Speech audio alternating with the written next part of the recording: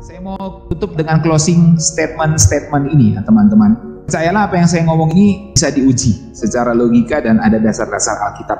Pertama, keesaan Allah tidak terganggu dengan fakta adanya 3 pribadi Allah. Fakta adanya 3 pribadi Allah justru terungkap di Perjanjian Baru, justru meneguhkan konsep keesaan yang diajarkan dalam Perjanjian Lama. Yahweh itu Elohim, Yahweh itu Echad.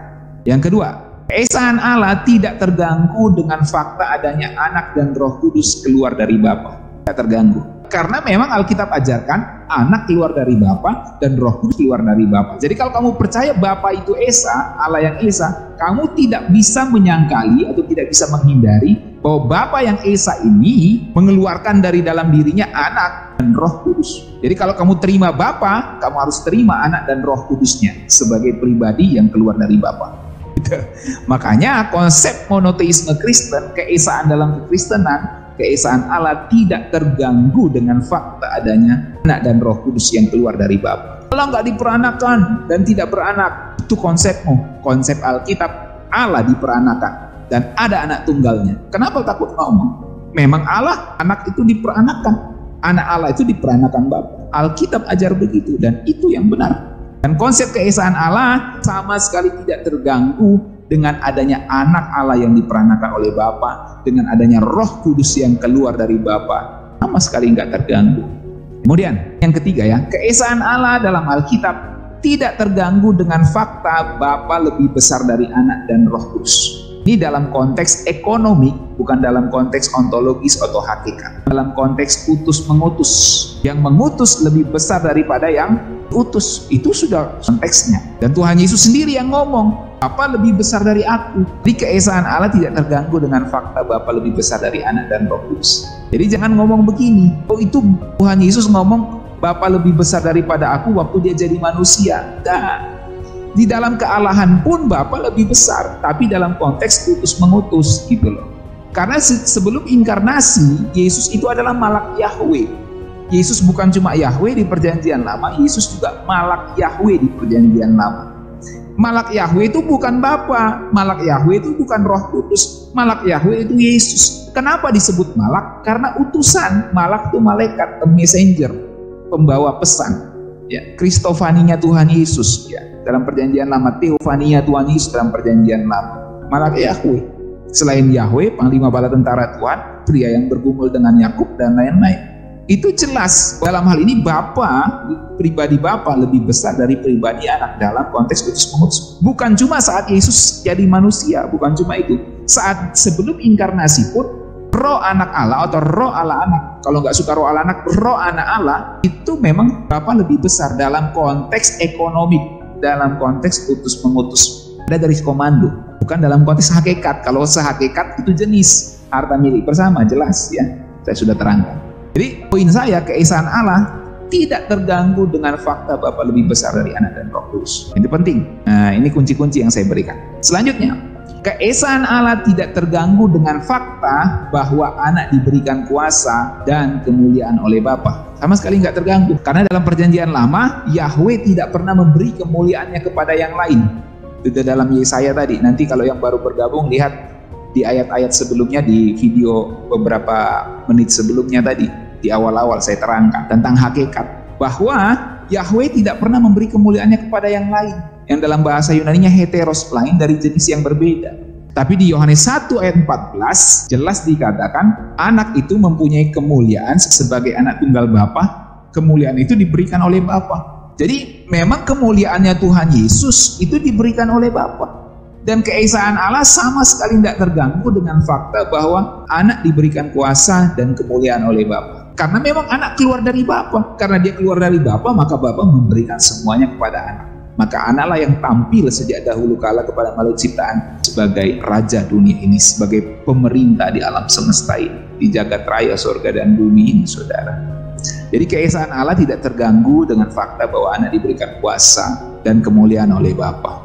Selanjutnya, keesaan Allah tidak terganggu dengan fakta bahwa Bapa adalah kepala dari Kristus. Alkitab ajarkan kan? Ya, kepala gereja adalah Kristus dan kepala Kristus adalah Allah, dalam hal ini Bapa. Dan keesaan Allah sama sekali tidak terganggu dengan fakta bahwa Bapa adalah kepala dari Kristus. Tidak terganggu. Nah, dalam konteks inilah saya katakan tadi dalam konteks inilah saya katakan tadi bahwa dalam Tritunggal itu ada soal subordinasi. Kalau Bapa adalah kepala dari Kristus, itu sudah ada subordinasi, di mana anak, di mana Kristus menundukkan diri kepada Bapa. Ya, Roh Allah anak itu sendiri menundukkan diri kepada Bapa. Itu subordinasi. Nah, sementara banyak pengakuan iman tidak percaya ada subordinasi. Karena kalau subordinasi membuat berarti Yesus tidak sederajat dengan Bapa. Nggak begitu cara berpikirnya. Yesus dan Bapa itu sederajat. Ya, dalam hakikat, tetapi dalam garis komando ya, ada subordinasi. Dalam ekonomi ada subordinasi, dalam ontologikal, dalam hakikat nggak ada subordinasi. Tetapi dalam ekonomi, dalam pengaturan rumah tangga, kalau anggaplah ini kealahan di rumah tangga, itu ada subordinasi. Sama seperti istri kepalanya adalah suami, dan suami adalah kepalanya Kristus, Kristus kepalanya adalah Bapa. Itu subordinasi namanya. Jadi saya mau katakan bahwa memang di dalam Tritunggal itu ada perbedaan-perbedaan. Kalau saudara tanya sama saya, percaya nggak 3 pribadi Allah? Oh, sangat percaya. Dan saya mengajarkan itu. Lalu percaya nggak Roh Kudus keluar dari Bapa dan Anak? Saya lebih percaya Roh Kudus keluar dari Bapa saja. Lalu percaya nggak bahwa ketiganya tidak terpisahkan? Tidak terpisahkan dalam arti apa dulu? Anak keluar dari Bapa itu jelas terpisah. Analoginya, logikanya apa? Kalau kita keluar dari mama kita kan terpisah, lahir terpisah kan, tidak nyambung terus pusatnya. Jadi anak itu terpisah dari Bapa, benar.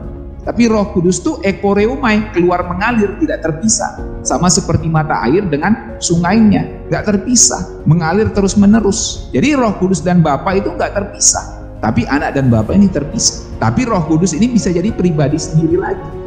Nah, di situ kehebatan, itu misterinya Allah, di situ misterinya sebenarnya. Nah, kemudian kalau soal subordinasi, saya percaya di pribadi Allah benar, tapi ada subordinasi. Nah, jangan katakan saya sesat, jangan katakan saya tidak, saya punya penjelasannya. Gitu loh. Penjelasannya apa? Bahwa subordinasi itu bukan dalam ontologikal, bukan dalam hakikat, tapi di dalam ekonomi, dalam pengaturan rumah tangganya. Tetapi kan banyak hamba-hamba Tuhan, banyak pendeta yang katakan kalau ada subordinasi antara Bapa, Anak, dan Roh Kudus itu sesat. Jangan gitu.